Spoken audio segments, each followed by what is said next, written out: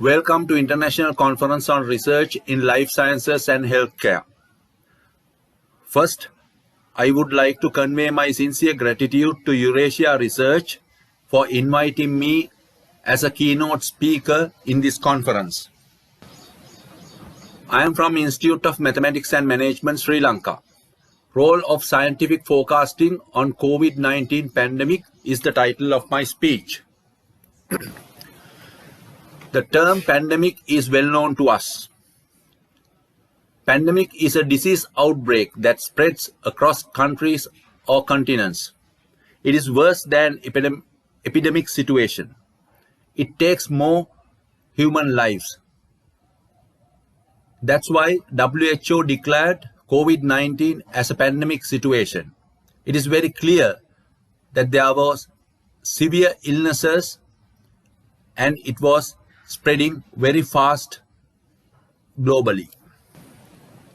When we look at the recent pandemics, we can see there were four pandemic situations starting from 2002, Middle East, respiratory syndrome, Ebola, SARS, swine flu. Swine flu was the worst outbreak we faced recently by recording more than 200,000 death total. When we talk about the forecasting, we do forecasting to get an idea about the future behavior of a certain situation. Scientific forecasting. We use scientific approach for forecasting. That's why we call it scientific forecasting. Scientific forecasting is based on mathematical modeling. Simply, a mathematical model is an equation or set of equations. We identify the problem and put it to the mathematical formula or many mathematical formulas. That type of an equation, we define it as mathematical model. This is the process of mathematical modeling. Initially, we observed a real world problem and a mathematical model is devised. That means we identify the suitable mathematical model to address that respective problem. After that, we do predictions with the help of that selected mathematical model. Before we do the predictions, we have to satisfy the model validation criteria. Or there are several criteria to be satisfied, so we have to confirm that that model is suitable for forecasting. And we extract predicted outcomes. After that, we compare the predicted outcomes and observed outcomes. If the difference between predicted and observed outcomes is less, we can say the error, that is called error or residuals. If the difference is less or the errors are less, we can say this model is suitable for forecasting. If not, we have to go back and select another suitable mathematical model to achieve our objective. When we talk about the significance, what is the use of scientific forecasting in pandemic situations? In scientific forecasting, we can extract predicted outcomes. In a COVID situation like this, in a pandemic situation like this, we can extract predicted outcomes of number of infected cases, number of death total, number of recoveries. Based on that, we can decide, we can see the future, what will happen in the future. It is kind of an early detection of possible outbreaks and also patterns, and it will be useful to control the spread. Not only that, the scientific forecasting in a pandemic situation is useful to predict the speed of a spread. Based on that, we can impose several restrictions to control the spread.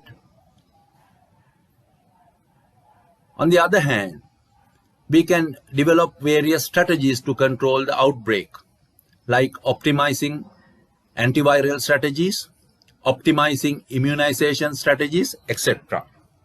Further, we can take initiatives by observing the predicted values, predicted outcomes from a scientific forecasting in pandemic situation. And it will be useful to take initiatives to combat a pandemic, and we can prepare to minimize the outbreak of the pandemic. And also another important factor is logistic requirement, like ICU beds, inhalers, personal protective kits.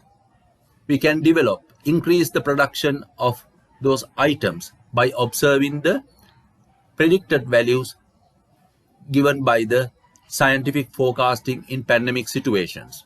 And also we can enhance non-pharmaceutical practices to minimize the spread of pandemic. Now, these are several applications of scientific forecasting on COVID-19 recently. These papers published by me, forecasting daily infected cases for various countries. So these papers available in Journal of New Frontiers in Healthcare and Biological Sciences. It is clearly identified the problem. The pattern was recognized clearly. Based on that, the technique selected and the selected models validated properly, verified properly, and the correct predicted outcomes. Based on that, there are several recommendations, and significance was highlighted in these papers. You can see these papers in this journal. One example I want to shoot, this forecasting COVID-19 outbreak in Philippines. This is one of the example I want to explain you how to use the scientific forecasting in pandemic situations. Now, I took one country, that is Philippines. Philippines is one of the South Asian country. This country reported the second highest amount of infected cases among other countries in South Asian region. Philippines exceeds more than 500,000 cases since 22nd January 2020, still reporting a high volume of infected cases. So the behavior of the outbreak in future is doubtful. Therefore, the governors and authorities should know what will happen in the future and how to prepare, how to control the outbreak of this pandemic situation in future. Why is that? To ensure the sleek function of the country. So they have to control the outbreak of this pandemic situation. Therefore, the objective selected to forecast the amount of daily infected cases of COVID-19 within Philippines. Coming up to the methodology, the method I use for this, obtain daily infected cases from WHO database from 22nd January 2020 to 27th September 2020. After that, when we obtain the data from the database, and we have to plot the data set, and we have to study the pattern of the data set. For that purpose, we used time series plots and autocorrelation functions. Based on the pattern or the behavior of the infected cases, we have to decide which technique is suitable for forecasting. It was very clear there was a trend, therefore the trend model selected, and the double exponential smoothing is one of the most suitable and successful technique to forecast infected cases, death total, recoveries in this COVID situation. When you select the model, we have to satisfy the model validation criteria, as I told you before. For that purpose, we have to ensure the normality of the residuals and independence of the residuals. To do that, we selected the Anderson-Darling test, autocorrelation function, and LBQ test to test the normality and the independence of the residuals of that selected model, and to see whether it is satisfied the model validation criteria or not. After that, we have to measure the forecasting ability of the model with the help of measurement of errors. Now there are three measurement of errors: MAPE, that is relative measurement of error; mean absolute deviation; and mean square error. Those are two measurement of errors coming under the absolute measurement of errors.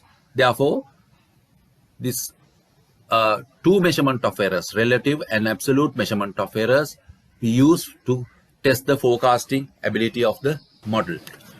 Pattern recognition is one of the important part. That's the beginning part of the scientific forecasting.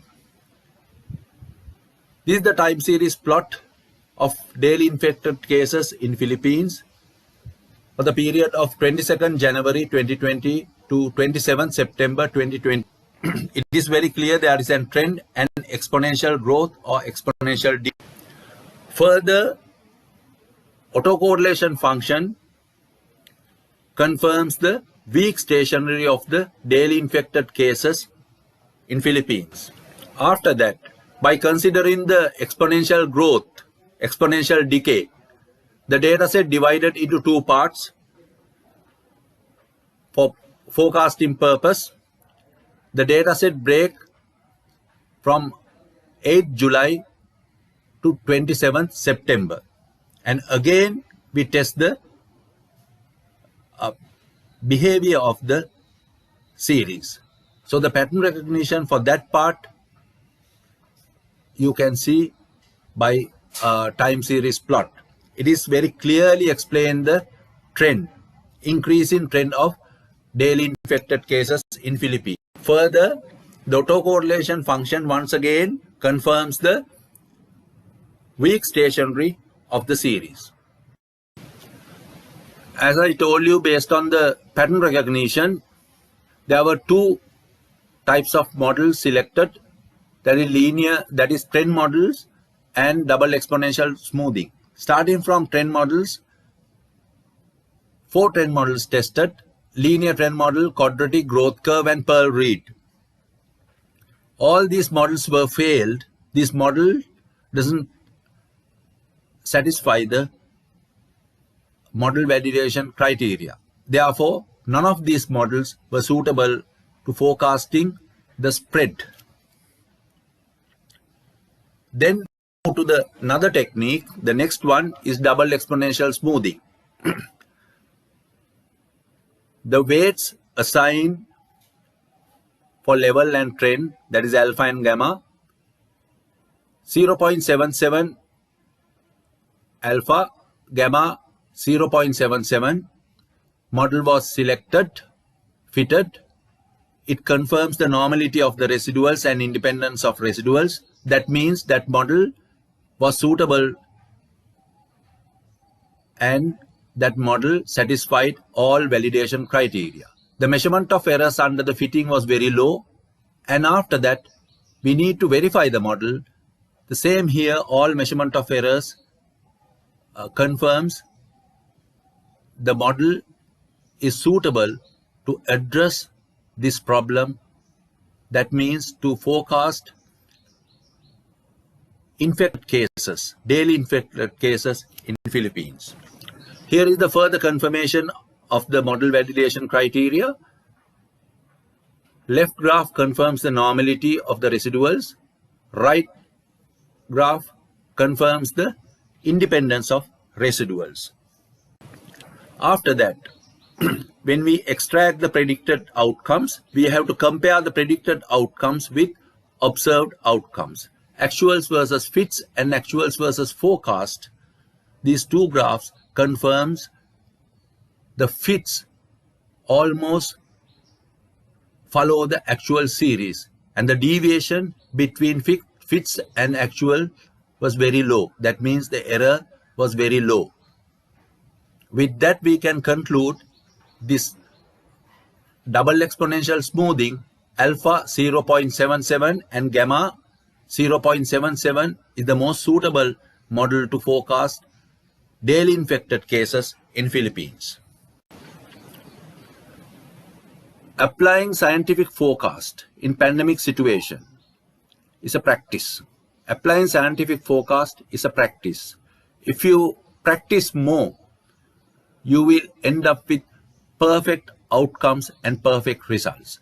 So that's all about it from my. Anything you need to clarify, you can ask. So you can contact me for further information. Here is our website. Thank you very much.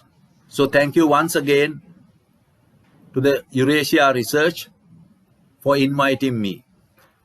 Thank you so much.